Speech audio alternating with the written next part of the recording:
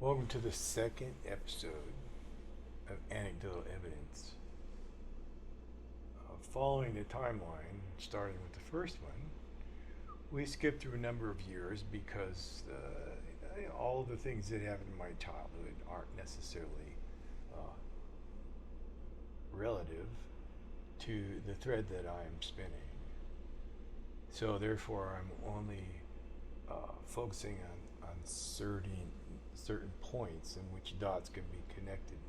Ultimately, that you can draw your own conclusions, and I won't do my best not to supply those conclusions for you. I'm just going to tell the story. So the second story I have to tell can't be told without the one part of it that happened in the middle, which was 1963. Everybody my age knows everything that happened that I'm going to speak about in 1963, but only going to talk of two things of high significance that happened in 1963. First of all, was the assassination of JFK. That was intense for everybody that was of a certain age.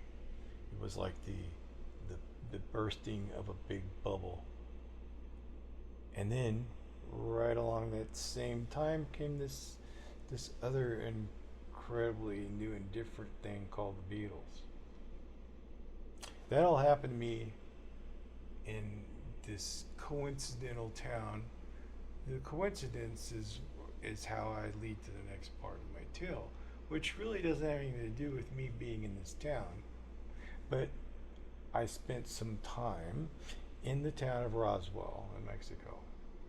Now, that Roswell, New Mexico, obviously conjures up all kinds of images at this date and time, which is why I mentioned it.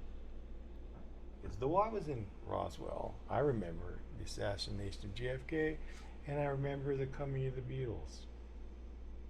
But I don't remember having any special interest in UFOs other than people joked about it a little bit here and there. It was kind of a joke in the early 60s in Roswell.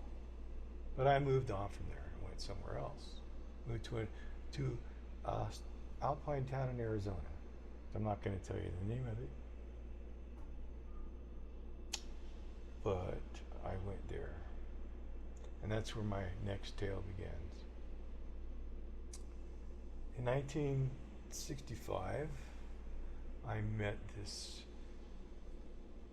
young man, who was a year younger than I was. We were pretty much peers. We went to school together. I met him in school, and one day, first of all, it was all kind of teenage, preteen stuff because that's where we were at, and we tried to start a band, and there's no story there because it never happened. We just sat around, and joked about it, and tried to pick band names and stuff. And only one person even played an instrument, and that was my friend that I just met.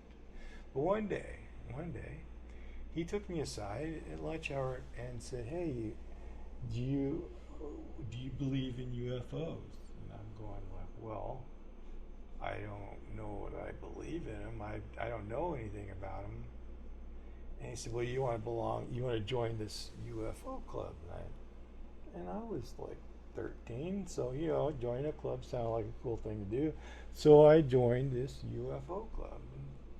And to make that pretty short, we call ourselves the SWS, or the Saucer Watcher Society. And that was probably about the entire seriousness that ever went into it, because we were teenage boys and we sat around and did teenage boy things, which were totally different than what teenage boy things do these days, because we didn't have computers or flat screen phones or any of that stuff. So we did other things like read comic books and tell jokes and stuff. At any rate, I am drifting off into something else. So we had our Saucer Watcher Society, but three of us decided we would go out and actually start watching the sky. So we got what equipment we could find, and mostly binoculars and small telescopes, and went out into the forests in the summertime and watched the skies all night long till we fell asleep.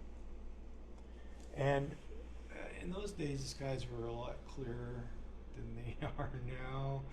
And not only that, but there was a heck of a lot less space junk up there. There was like, we knew every satellite that went over. We had the name, we knew every satellite that was in the sky. We knew when it was coming over, and we spotted them every night and called them out. We can't do that anymore. Not unless you want a headache trying to. But in those days, the sky was different. So our observations, we observed a lot of things in the sky, which, were doing some fantastic things which defied physics and stuff. And we, to make a long story a little bit shorter, we ultimately, someone in another circle, that was actually an adult circle that was actually doing some sort of funded investigation of UFOs, heard about us, invited us to go attend their meetings. So we attended their meetings, and there was some really intense stuff happening in their meetings. Like one time, these people came in and they were just like this family. They were like, I think it was a Caucasian man and Hispanic woman and their children, and they were totally just scared. They were just totally frightened. They'd been driving around in their car for days because they claimed they had this experience with aliens, right? And that they got escaped with their lives, and they were afraid. And it was kind of a really intense, heavy story. And so, I never had any kind of experience like that. But to continue with the story, as I said, we watched all kinds of different things in the sky, and we told these people, this I can't remember what the name. I don't know if I ever even knew what the name of their investigative club was, but they welcomed us in, and they welcomed us to tell our stories about what we saw in the skies, and they were impressed with our stories, so they gave us a Nikon telescopic camera with a night lens. Unfortunately, it was black and white, but even so, they gave us this with a full roll of film, 32 frames, and told us to take pictures. So we did. Now we get to the point of the reason why UFOs are in this storyline that I'm telling you, is because while we were gathering photographs of UFO activity in the skies, we had an experience. I call it close encounter of the second kind. It happened like this.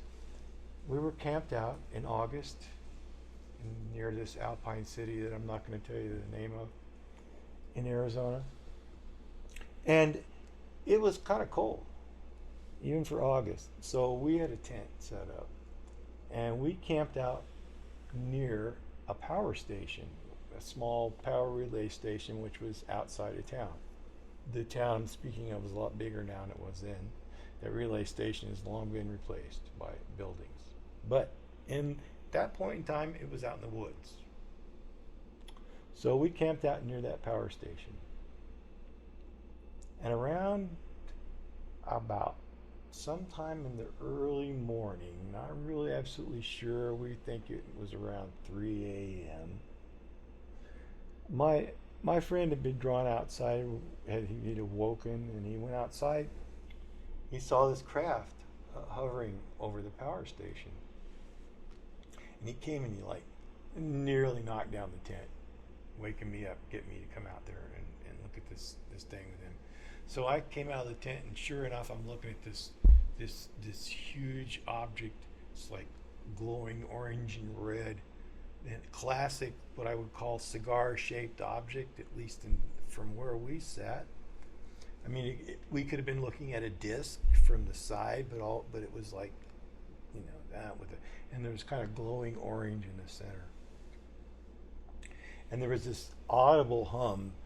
There was also a hum from the power station, but there seemed to be this other hum going on too. And and but it was just hovering there over the power station, bigger than the power station. It was probably about, you know, 100 or so feet long, and it just hovered there, and me and my friend stood there in awe for the longest amount of time. I mean, if there's no telling how long we stood there, and during the whole time we stood there, neither one of us thought to get the camera. However, however, at the very moment that craft began to move, both of us remembered the camera. And I had a little brownie that I had doctored to shutter so I could take time-lapse photography, sort of, kind of. And he went and got the Nikon, and he started snapping pictures of this craft as it floated away really slowly, almost like a blimp. It went away so slowly, and it was absolutely silent. We got pictures of it cruising over this suburban development that had just been built in this town I'm speaking of, and the lights of the neighborhood were like underneath it, and this craft was like cruising over the top of it. And we got like 7 or 8 pictures of this whole transit from the power station until it took off and it was gone. And so we were excited. We were excited because, I mean, you know, that thing was so close that the only thing that could have been any more is if they'd opened a door and somebody had come out, which, as far as we know, didn't happen. But both of us pretty much talked a lot about it, and we said, yeah, we asked each other about what we saw. We pretty much agreed that we all saw the same thing, felt the same things, and so we brought this film to the next meeting of these saucer people, ufologists. That's who they were. So we brought this film to the ufologists, and just so happens one of their members was an owner of the local photography shop. Go figure. So he got the film, and he developed that film. And it was like a week. We came back like a week later to the meeting, and they said, "Hey, we've got like this film, you know, and we want you to, you know, we want to get you check this out, but, you know, wait till after the meeting." So after the meeting was over, they took us in this back room and showed us the pictures that we'd taken, and they said, "You know, this is absolutely excellent work. It's like out of 32 frames, we can basically identify that 27 of those frames of things you took qualify as unidentified flying objects." We felt pretty good. I mean, we thought we took, you know, 32 pictures, but obviously we took pictures of something that wasn't UFO according to their standards. So, well, it was still pretty good, you know, on record, whatever, good percentage. They were impressed. So we were particularly wanted to see the pictures of the one that was up close, and so they showed us these pictures. And they said, "Yes, these are the particularly the most interesting." You know, so he showed us these 7 pictures that we took of this craft cruising over the lights of the suburbs. And instead of showing a disc or a cigar-shaped object, now it was in black and white, so we didn't see any colors. But it probably would have mattered, because what the camera showed was not a disc, not a cigar-shaped object, but a cluster, a spherical cluster of lights. I mean, to describe the distinctive difference between what the film captured in all 7 pictures that we took compared to what we witnessed with our own eyes was a shocking experience for both me and my friends and my friend. Because at that point, see, the people in the society, they didn't necessarily gather what kind of a shock it was to us, because they didn't understand the difference. And we talked about it, and it was like almost first time that I realized that, you know, you literally can't believe your eyes sometimes. So the next part of this story, to continue with the the UFOs, to give a little validity to the UFO story, is these guys were so impressed that they took us out on a special excursion out into the desert. We went out in a four-wheel drive, and they brought their high-powered 500 binoculars and a 10-inch refractor telescope, and we basically took pictures of the things that we found in the sky. And another thing which was kind of anomalous, I guess, was that at one point I was looking at we had already pretty much trained ourselves to look and differentiate things moving in the sky from, say, airplanes or satellites, because these what we will call UFOs have this classic erratic movement which almost identifies them and makes them distinctive from man-made objects because of that erratic movement. So it's like I'm looking at the skies and I'm seeing what seems to be like this one light. So I home in on it with the 500 power binoculars, and when I got in with the 500 power binoculars, what I witnessed was not one object, but a cluster of objects. Watching and observing it through the binoculars, it was like a swarm of living objects that were swarming, and it was far, far away. It was like, outside our atmosphere. And people might argue it was like some sort of like high flying geese. Well, they had to have like oxygen masks and spacesuits to fly that high. But at any rate, it was quite amazing to see. And there was another thing to think about. I mean, everything that we thought UFOs was kind of like out the window. It was like with all the experience with that, it's like there was more questions than answers. As time went on, I witnessed many UFO type experiences. So some of which, if people had experienced them, they probably would find them quite notable and maybe even exciting. But I'm not going to tell you those UFO stories because they're not pertinent to the storyline of anecdotal evidence. There's plenty of other people who have their own anecdotal evidence to add to that story of UFOs. I just put my most important part there. So I want to close with the tie the two episodes together. The song that I perform is called "In the Garden," and it's about the transition from the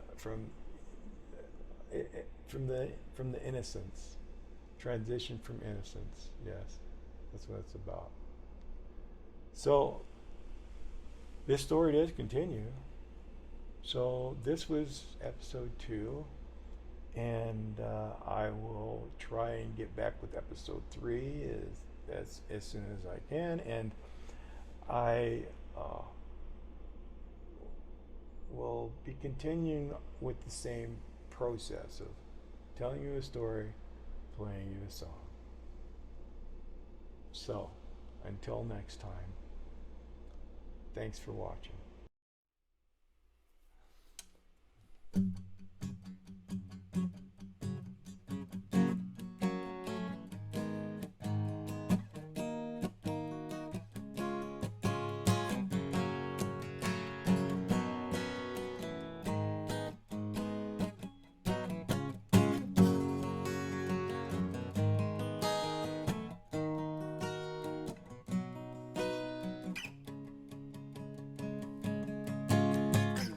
Once upon a time in the garden, breathing in the days, not needing any pardon, like a river running free.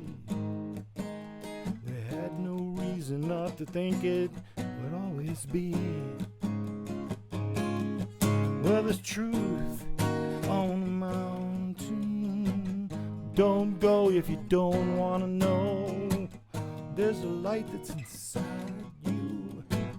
Don't look and it won't show. And it all comes from a feeling of love.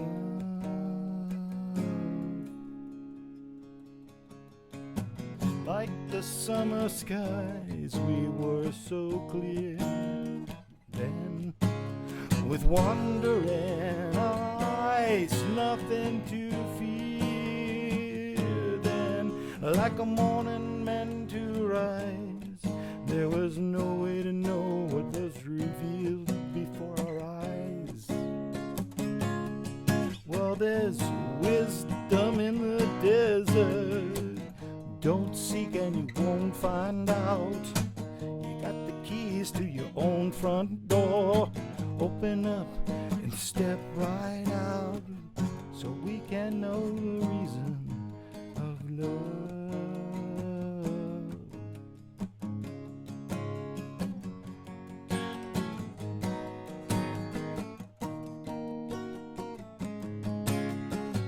As the day turned night, then the fear came, smiling with delight, calling out his name. As we watched the colors fade, all we knew was it would never be the same. Fear is what's to blame. It's an intoxicating game. It can bring you riches and power and fame. Now there's a song in a heartbeat. Don't listen, you won't hear. You can't believe what you want to. You have the freedom to live in fear, so we can know the meaning of love.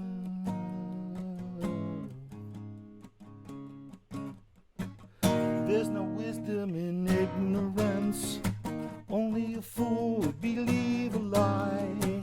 Only the truth will save you. Now will you live? Will you die? All for the sake of